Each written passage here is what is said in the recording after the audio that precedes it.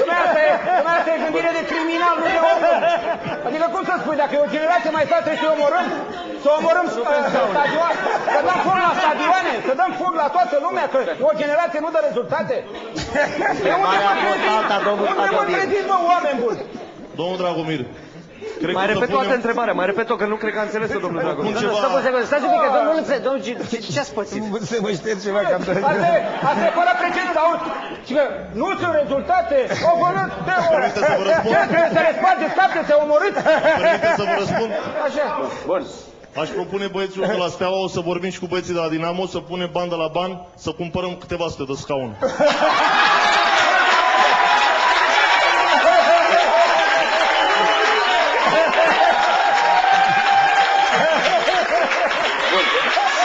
Și unde să le ducă? O întrebare mai avem. Bun. Nu v-ați face decât datoria, pentru că voi le rupeți, voi trebuie să le puneți.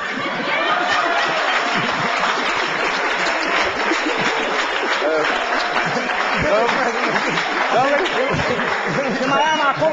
Cine are o batistă, vă rog? Aveți o batistă, vă rog? Și mai am acum o...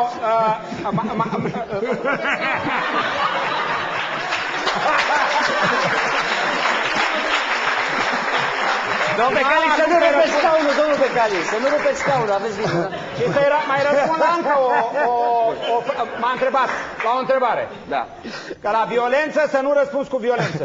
Domnule, peste tot în lume, ce ai vrea dumneata la violență? Dumneata vii și îmi dai 2 pumni și eu să te pup în nas, că e frumos. E și, ai și nas frumos, să te pup în nas și îmi dai dumneata. Bun. Ce-ai vrea dumneata?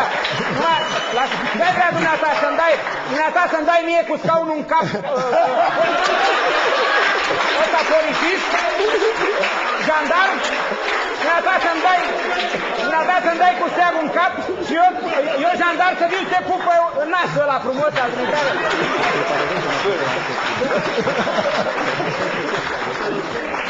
Da, o secundă, vă rog. Bun, domnul Dragomir, da? V-ați luat de nasul, omule, nu-i frumos. Nu, domnule, că e chiar simpatic, domnule.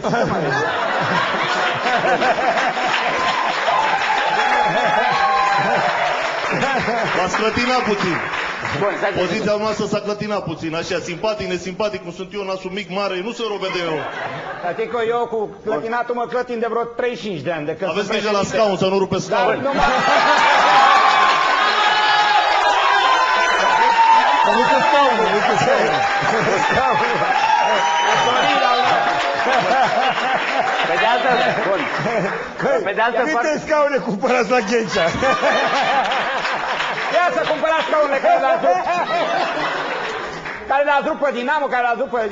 Aș vrea să mă depărtez puțin de tărmul acesta. Da, ideea acum revenim puțin mai serios. Ați lovit pe cineva în cap cu scaunele alea rupte? Ce aș vrea să spun? Eu mut puțin pe tărmul, de pe tărmul Bășcălie. Merge la fotolii acum. La fotolii. Aveți serios acum? Vorbim de anul 85 de pe Heysel, pe stadioanele europene se iau măsuri organizatorice, nu de violență, din anii 80. Și s-a ajuns în 20 de ani ca englezii să nu mai fie gardul acela. Nu prea cunoașteți fotbalul internațional. Am văzut în Italia, acum 2 ani. Ați văzut și dumneavoastră, exact ce spune. Cred că dumneavoastră ați vorbit cu alt televizor, dumneavoastră, domnule. Dumneavoastră te uiți la alt televizor, cred că ai ați vorbit cu satrapii Europei la Bruxelles. Bun, bun. Domnul Becali, dar ce v-ați amuzat, domnule, cu scaunele astea? Păi, n-au scaune, rupte, normal. Domnul Turcu, câte scaune de-astea ți-ai înlocuit pe Dinamo? Domnul Geal cunoaște destul de bine că raportul a fost făcut de noi mereu. Probabil sute de scaune, nu pot să spun. Dar problema e alta. Mă rog. Deci... O injecție, dacă aveți pentru domnul Becali. Nu e vorba de injecție. Mă rog. Deci, cum a zis și domnul suporter al echipei Rapid, da, e normal să fie un parteneriat între jandarmerie, noi cluburi și suporteri. Clar că în 20 de ani, cum a spus, îi dau dreptate, probabil că s-a făcut pași ușor, mărunt, trebuie să ajungem noi tot acolo. Dacă jandarmii normal...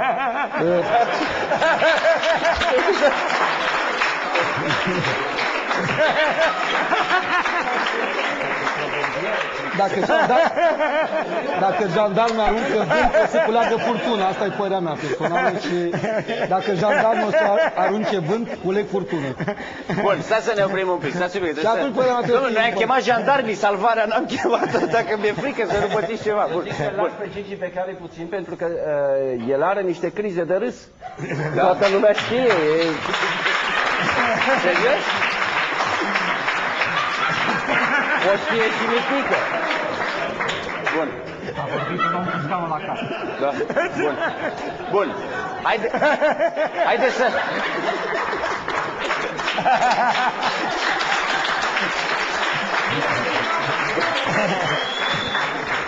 Auziți, cred că dacă l-am pune pe Gigi pe care să râdă așa pe stadioane, n-ar mai fi violență, că nu mai au cât să ia scaunele să le rupă. Nu mai rupe și scaun. Bun. Bun. Dacă ar râde toată lumea și nu ar fi acte de huliganism, ar fi foarte frumos. Dar când cineva susține, când cineva susține că toate aceste acte de huliganism ar duce către bine, către frumusețe, că de ce să... Că de ce să nu... Bun.